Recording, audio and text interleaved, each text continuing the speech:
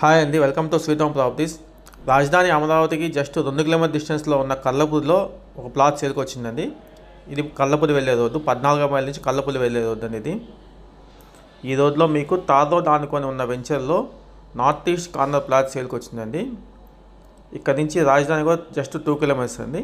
Anantavaram railway zone కూడా దగ్గరలో ఉంటుంది. ఇది వెంచరు.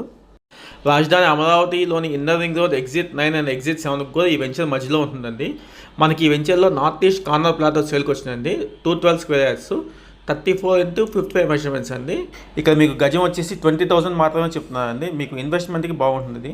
ఇక్కడ మీకు కనిపిస్తున్న వచ్చేసి అనంతవరం టీటీడీ దేవస్థానం అండి.